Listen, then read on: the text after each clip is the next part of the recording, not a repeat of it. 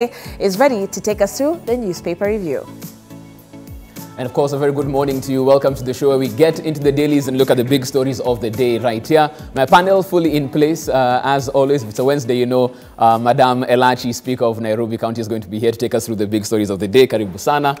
Joining us for the first time, Honorable Opiyo Wandayi Gunja MP. Karibu sana to the show as well. Asante. And Dennis Anyoka, Advocate of the High Court. A warm welcome as you all take place in the discussions this morning. A very good morning to you. And of course, as always, right here on the show, we look at the big stories of the day. Look at the front pages of each of the dailies and then dig a bit deeper into what has transpired and what that will mean, of course, as we move forward. As always, we start off with the front page of the People Daily. Front page, Ruto blames Jubilee divisions on Raila. In an apparent reference to ODM leader, Deputy President blames woes on ruling outfit on referendum champion, quote-unquote, but vows to remain firm and reunite members. That's what he says right there, and that's the lead story in your copy of your People Daily. Front page of The Standard, Uhuru Ruto offices in spending spree. Tough talk on budget cuts fails to tame the presidency and MPs as cost of trips abroad nearly doubles, as a new report shows. Expenditure makes the front page of The Standard therein. We'll be talking about that as well. Go to the front page of the Daily Nation. Teachers failed the test on grade 3 assessment. As some children found out yesterday, an exam by any other name would be just as stressful. That's what they're going with there as far as the front page of the Daily Nation is concerned. And then the front page of The Star, moving to matters health. Kirubi, my fight with cancer. Businessman Chris Kirubi lifts the lid on his health after he was diagnosed with cancer. Sentombo says prayers alone can't heal. And he goes on to talk about how he was actually found to be with the condition and how he managed to go and get treatment abroad. That's a story that you can get in your copy of The Star. And finally, front page of the Business Daily. Kenya Airways suspends CFO in executive fallout. Executive sent on compulsory leave last Friday after differing on strategy with the cash-strapped national carrier. That's a story that you can get, of course, in your copy of the Business Daily. Lots to discuss, and of course, a very able panel to take us through these particular stories and what they mean as we move forward. So let's start off with the front page of the People Daily, shall we? Ruto blames Jubilee divisions on Raila. We've heard this story for quite a while, different allusions to it. We had Senator Maora talking about the fact that Jubilee was a tent. There's a camel that just put its head and went in further and further until the tent just ripped apart. That in reference to Honorable Raila on this one. Let me start with you because you're a member of the Jubilee Party. Was that handshake? Was this the problem? Because everybody is pointing fingers. Fingers are being pointed. But is finally the deputy leader speaking about the fact that not all is well as far as the party is concerned? Well, it will be... I would say two things. It would be sad for us to blame it on the former Prime Minister. Right. I think it is good to face it and ask ourselves, where did we just go wrong within our house? As a party. As a party. There are many issues. I think it is the president who is the party leader. Mm-hmm.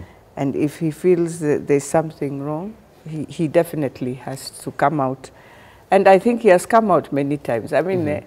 I always say sometimes it's good to face the truth and, right. and just say our problem is only two things. Mm-hmm. The president says, let us do 1, 2, 3. And I think others, we feel it curtails us because it might make us go slow in terms of popularizing ourselves in what we want also in 2022. Right.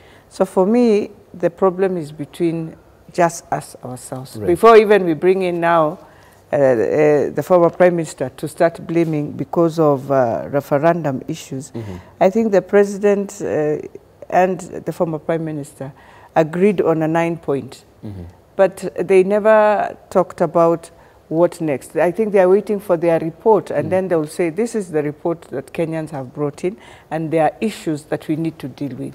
In which manner can we deal with these right. issues? And some people are asking... And I would have wished if we wait until we see the report, and then we start now saying, yeah, you see, we've said this will happen, and it has happened. But some people are wondering, okay, fine, if we won't apportion the blame on the Honorable former Prime Minister Raila Odinga, then what exactly was the issue before the handshake that had divisions already been set up within well, you know, we have to agree that corruption also has rocked us. You know, that the problem with Jubilee, mm-hmm. and if we want now God to help us in all this manner, mm-hmm. first let us say corruption rocked us. Mm-hmm. Rocked us ourselves. Right. That was not former Prime Minister. Former Prime Minister used to point at us mm-hmm. and say, look, we've had your Eurobond, you have this, you have not done this. We would castigate him, we would tell him all words, curse him. But in the end, it came. Yes, ourselves in Jubilee, we rocked with corruption like we never wanted the country again. Right. And I think that is one thing the president has been so hard on, because he felt, I am the leader in this, and I'm going to come out alone. And I think that is why he's being blamed every day. But nobody wants to face the president and say, look, yes, we have rocked it, and we ask for forgiveness for us to move. That was one thing the president was very unhappy about, that I trusted people. I was so, I mean, I trusted a team. I gave them the opportunity to work. But look at what the team has done to me. It has forced the president himself to be on the front run, to start working round and round and round, bringing back sanity in our country. So if we cannot agree on that one, and we are only looking at the referendum, I doubt whether it was just the referendum. As you say, I think it started on a note where he just felt, all my team, whom can I trust? I think he entered and he wondered, who do I trust? You're saying that in Honorable Wandai is just chuckling. I could hear him chuckle as this happened. Well, yes, he's chuckling as the chair of, you know, is he still the chair? I don't know. You know, well, you know, I must clarify that I am actually the chairperson of the Public Accounts Committee. Yes. So all of the National Assembly. Yes. And the land at your desk. Above all, I'm also the Secretary for Political Affairs at the Orange of Democratic ODM, Party. one of the largest parties in this region. Yes. You know, I am very pleased with what is going on? To listen to my sister Beatrice, speak very eloquently about what we have been talking about all this time. That the biggest problem that is consuming Jubilee is corruption. And I'm happy the president has actually found it necessary to tackle this menace head on, albeit belatedly. Right. Yes. And to start from where we were. Right. You know, when you see people continue to blame Raila Odinga for the problems that are bedeviling in Jubilee, then you get to a conclusion that people have lost really their senses. Why do I say so? Because it is clear that Raila Odinga has no interest whatsoever in the happenings within Jubilee. That is one. But more importantly, Raila is too busy with the very serious national and international issues to meddle in the affairs of a local political party. What is happening is that the people in Jubilee who have continued to campaign prematurely for an election which is 3 years away have found a convenient scapegoat in the person of His Excellency Raila Amolo Odinga. And the sooner they realized that that narrative will not actually take them far, the better for all of them. Because Kenyans are too wise to be duped by these shenanigans.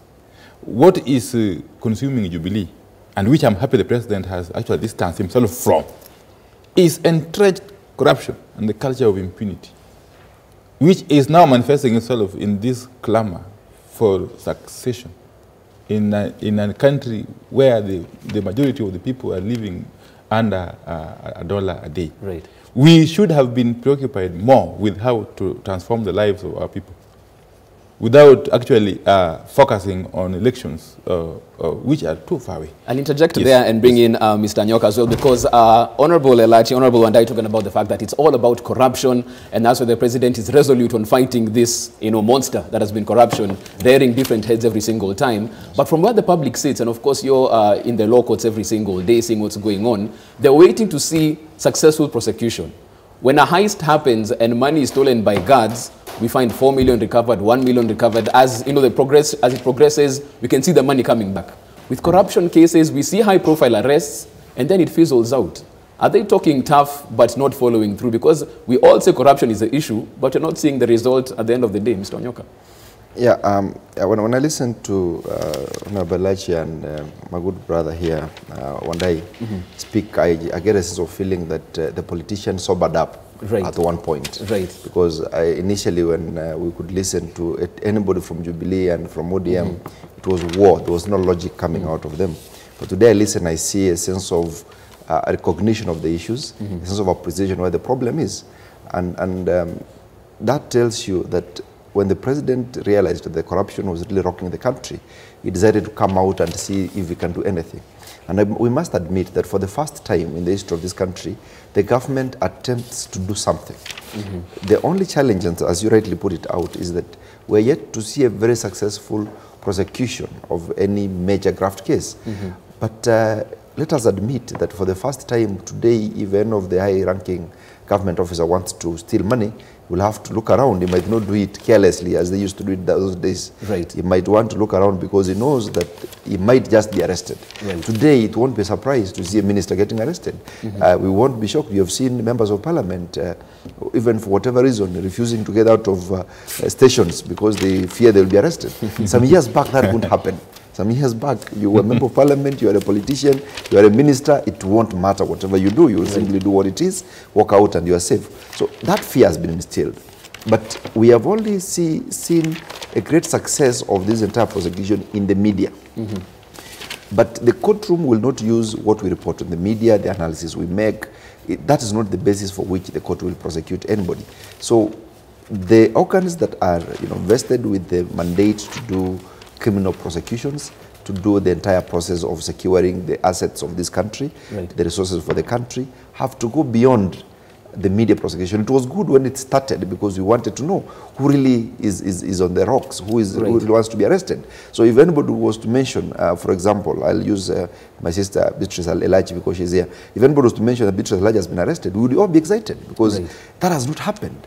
But today, it's no longer an issue. We've seen a minister getting arrested and getting charged. We have seen an arrest and an attempt to charge a sitting judge of the Supreme Court and a deputy chief justice. So probably we need to see the deputy president getting charged. I'm not saying that he has committed anything, but I'm saying at that high level, we need to see bigger people getting, if at all there's anything to attach to them. But most importantly, the organs that are vested with the mandate to do the entire criminal process must provide credible evidence.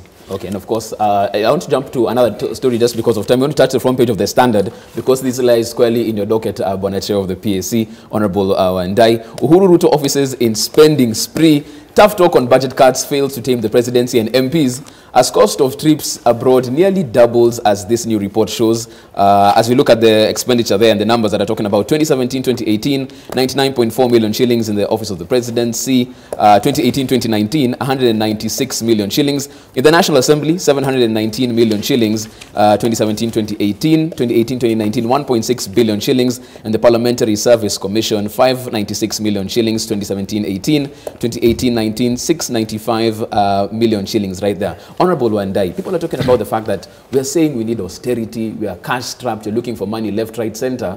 Then we hear there are 85 lawmakers going to the United States for a convention where Dolly Parton will be there and all of this.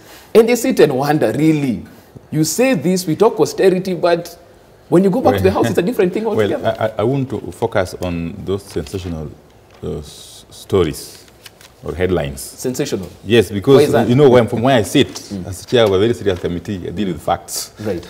Yes. But in terms of public finance management, which is very clearly outlined under the Public Finance Management Act, and the Constitution, of course, what is critical, first and foremost, is the budgeting process. Right. Yes. When you say somebody is on an expenditure spree, you must first of all ask yourself, was there budget for that? So we need to address these issues at the basic level. Because once you budget for an item, when you go ahead and spend on that particular item, you cannot be said to be on a spending spree. Right. Okay. So if we are serious about addressing issues of runaway public expenditures, we must address it at the budgeting stage. But even at the budgeting stage, it does come to the House still, isn't it? Correct. So even at that particular point, if something is untoward, Honorable Wandai should raise their hand and say, why are we doubling this expenditure? Should it not? The budgeting process is a highly rigorous process. And indeed, it cannot be deemed to be complete unless and until the public participates in the process. You know that very well. Yes. So what I'm trying to say here is, if I ask, I, alongside other Kenyans, are obviously concerned about wastage yes, in public funds. We must be considerate of the fact that there are processes, the procedures to be followed in terms of addressing this very serious matter.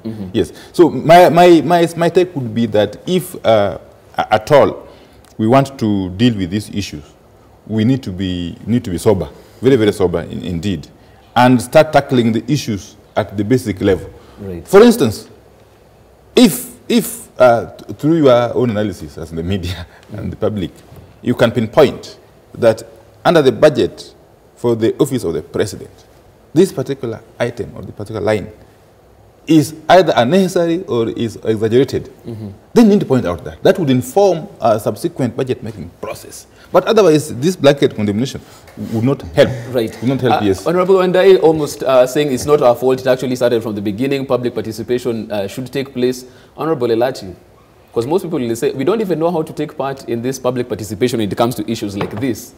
So it's an issue of civic education as well. You see, that shows also that when they are doing their public participation in budgets, Kenyans don't read. Yeah. Because it is there, by the way. When they are allocating, it is there. So it is us also who should be blamed that when you're looking at the budget, you're not reading the itemized budget as they have put. But then also, I don't think they went 80 members of parliament.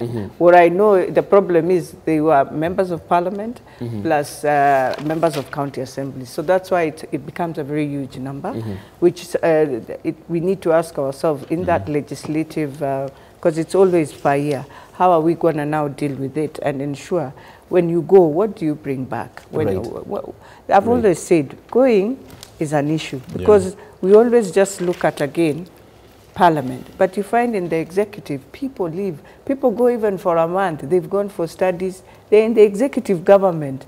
You never hear people talk about it, even what they are spending. It's the same. Because when you look at what SRC has put, the figures are the same all over. It's a standard figure. There's nothing like Parliament has a favor than this other. No. So we need to ask ourselves, as a country, in all this benchmarking, why is it that we are not progressing as we benchmark wherever we go? I think that should be the most important thing. And do we really need to go, many of us, to benchmark? Because you can go a few, but come back with something that will transform. And we need to now prioritize and say, am I benchmarking on issues of agriculture, issues of health, issues that will come and change again what we, industrialization, where we are talking of manufacturing? I think those are some of the key questions we need to ask. Or are we just benchmarking because of governance? If it's governance, I think we already have good governance. That is only that we don't like following what is good governance in our country. I'll have Mr. Onyoka give the last comment before we go into a break. We've had Honorable Wandai and Honorable Elachi on this one. Yes, we need to be more aware of what's happening as far as the process is concerned. They'll gazette it as well. Is it the public's problem when we get such headlines that when the budget was being made, you weren't reading the paper until this headline came your way? I think when Honorable Wandai was, for example, being elected by his constituents, they gave him a mandate that on their behalf, what they can't see, you will see. And that goes across to all the leaders. It is strange, and it happens that this gives a classic example of how leaders deal with issues. They will always shift the blame when it is having a problem and say it's the members of the public. But we need to ask ourselves, what is the capacity of the members of the public generally to appreciate and deal with some issues? How is this public participation done? This is a professionalized concept about budget making process. It will, for example, my own grandmother and mother in the village might not really understand all these shenanigans relating to what item is in what stage, what is, and this is what I think the former Auditor General once mentioned, what we call budgeted corruption, where all you need to ensure is that what you want to take, albeit irregularly, if it's a question of illegality or irregularity or for whatever unjustifiable reason, you only make it in the budget. Once that is done, as Honorable Wandai will say, then it becomes legal to spend that money. But the quality of what you're going to do becomes a problem. So our leaders cannot run away from the blame. When people are questioning whether there is value for the money, then the leaders, in what we can't see generally out there, then they should be able to be the first people to point out and say, yes, there was this public participation. We want to see more of my member of parliament, more of Honorable Wandai asking, why do we have to do this? Let's take a short break at that particular point in time, because as they say, it's always in the public domain for you to know where the public participation should happen. But also a counter-argument by Dennis right there that they should see what you didn't see and take it up from there. So are they apportioning the blame to someone else at this particular time conveniently? We'll have to hear your say as well on the show. Tweet us at K24 TV. You can also SMS us on 21222. We're back with plenty more right here after the break.